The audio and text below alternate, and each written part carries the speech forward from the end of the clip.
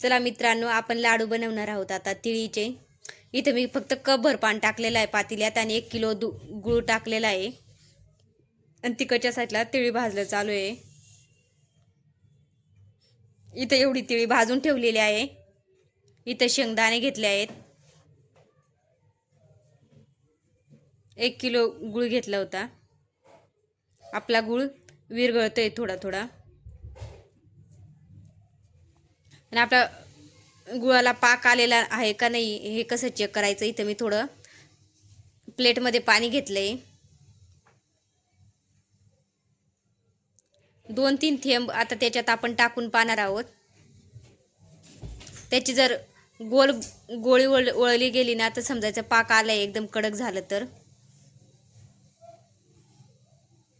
आता आपल्याला पाक आलेला आहे आणि आता त्याच्यात घाणगुण असते किंवा कच्चीकडं वगैरे असते ना, त्याच्यामुळे गुळामध्ये एका गाळणीच्या साहाय्याने व्यवस्थित आपण गाळून घेतो। इथं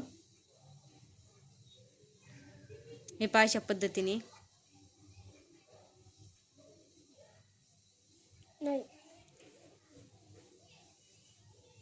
चॅनलवरती नवीन असाल तर लाईक करा, शेअर करा, सपोर्ट करा, सबस्क्राईब करा, आपले व्हिडिओ पाहत राहा।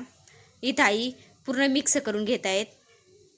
हे पहा, अशा पद्धतीने खाली परातीला लागू नये म्हणून वरच्या वर मिक्स करत आहेत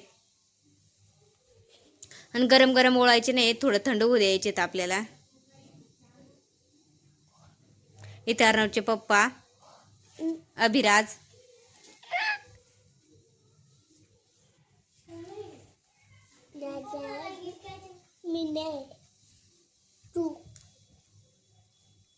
आता पूर्ण मिक्स करतोय इकडनं तिकडनं असं। आम्ही सगळे पण लाडू बनवणार आहोत, माझे वडील पण येत आहेत आता लाडू बनवायला। हे अशा पद्धतीने आई पूर्ण मिक्स करून घेते। थोडं थंड झाल्यावरती मग आपल्याला लाडू बनवायचे 2-1 मिनिटानंतर। लगेच पाक ओतल्यावर लगेच मिक्स करून लाडू नाही बनवायचे आहेत, एकदम छान लाडू बनवता येतात।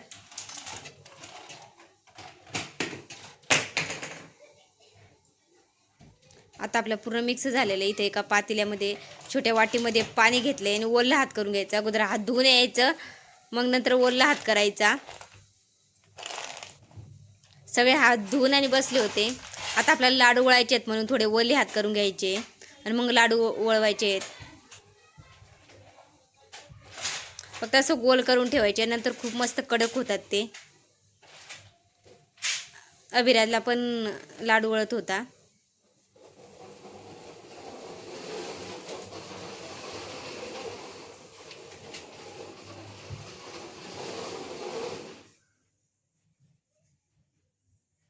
अभिराजने पण छोटासा लाडू वळला।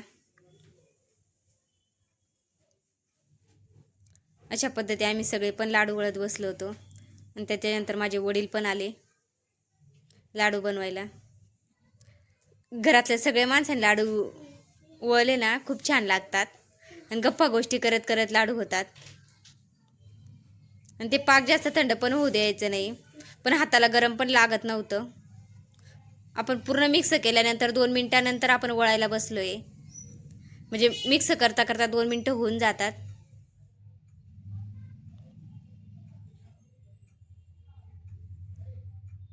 अर्णव पण बसलाय लाडू वळवायला आता। संक्रांतीच्या तुम्हाला सगळ्यांना शुभेच्छा माझ्याकडून। आमच्याकडून तिळगुळ घ्या आणि गोड गोड बोला। हे पहा, एवढे लाडू तयार झालेत आपले।